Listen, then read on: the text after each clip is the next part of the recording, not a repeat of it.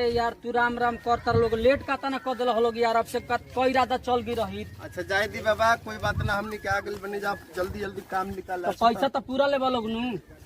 हाँ तो काम हमने के तेजी से करम जा। बहेंगा बाबा ये बताई का हई तो प्लॉट एक दिन आई रही जा जोड़े तो ये काम दे बाबा, तो लफड़ा वाला बात बतिया होत रहले। अरे कम देउआ पागल है यार, दिमाग खराब कर लो। हम जानत रहे कि खानदानी दुश्मन हमार भाई हो गइल बा। अच्छा ये खानदानी दुश्मन चलता, खानदानी दुश्मन एकरा जरे चलत रुए। तो देख लिया आज कोनो लफड़ा ना होके के चाहिए। लफड़ा होई त बरा होते उनका के दू लौट दे हम बानी तू काहे टेंशन लेता रहो ना, तो हमने का काम एकदम टन एकदम आज और पूरा काम होई है बरा, ए बरा काम होई आज हन त बरा लौरा लौरी होई, लेकिन जोड़ाई देवा। छलकता हमरो जवनिया ए राजा, ए छलकता हमरो जवनिया ए राजा, जैसे कि पलट के पनिया हो कुछ बोली। रानी हम हो भर लोट पानी हो अवधानी, रानी हम हो भर लोट पानी हो अवधानी। ए राजा ए छलकता हमरो जवनिया ए राजा, जैसे कि पलट के पनिया हो कुछ बोली। रानी हम हो भर लोट पानी हो अवधानी, रानी हम हो भर लोट पानी हो अवधानी। रामदेव बाबा हम नहीं कहने का होता ससुरा से तो अभी जगह दिली, कौना दुनिया में हम घुस रही हम रे, तो काहे को जगह दिली रे? कितना का होता सपना में पड़ रही हम, काजल रघवानी आई रही हमारा सपना में, तेहा के मैंने चाल पर भी गड़बड़ा डली हमार चाले। बोल का खबर बोल, खेता में रो कुछ करता सन कौन है कौन करता है? बहेंगा में मिस्त्री लगे लोन खेतवा में रवा। बहंगवे लगा दिले बा मिस्त्री। हां अरे जब हम सपना सुननी काजल रघवनिया के ओकरा से हमारा मार होला, दुकीटा फेने बड़ा बुझाता हुई।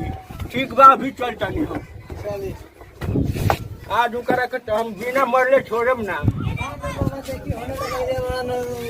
काम ये बड़ा उनकरा के इतना मारे, ओकरा के कितना बार कहले बानी कि हमरा से बिना पूछले काम मत लगई है।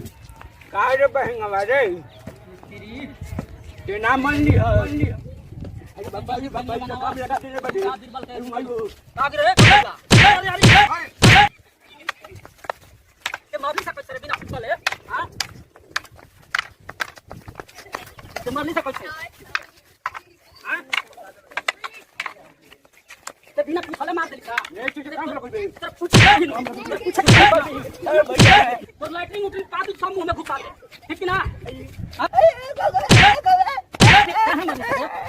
मुंह में हुरा का कुल चश्मा उसको फोड़ दे। अब ना मर कहियो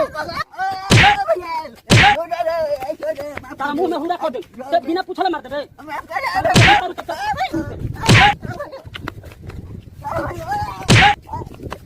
अब ना कहियो तो रोकल से हर जगह कहीं बरियारी बतेबे, भाई समझ के छोड़ देता तारा के, ठीक नु? आज अब जहाँ कुछ बोलल तो खून गरम बा। हां केहू जरा झगड़ा सब लोग से झगड़ा करके बदलाम कइले रहत रहो। हां भाई समझते तो मार दो की हाथ जोड़ता रहो, ऐसे जाता नहीं, ठीक नु?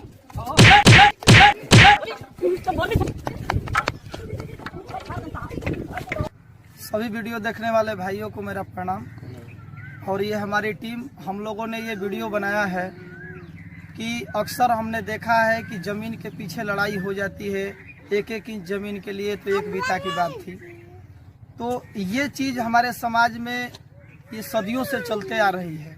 इस वीडियो बनाने का माध्यम ये है कि ज़मीन के पीछे आप लोग भाई भाई में लड़ाई ना करें, बढ़िया रहेगा।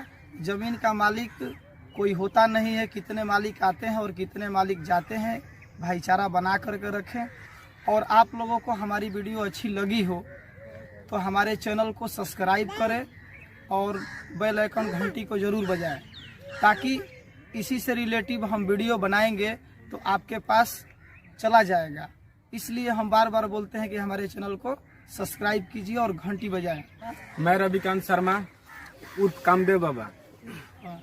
हमनी के दो भाई बानी सन, जैसे हम बड़ा भाई बानी कामदेव बाबा के रूप में और हमार छोट भाई बहेंगा बाबा। हमनी के दोनों आदमी जमीन के विवाद में आपस में लड़ गई है सन।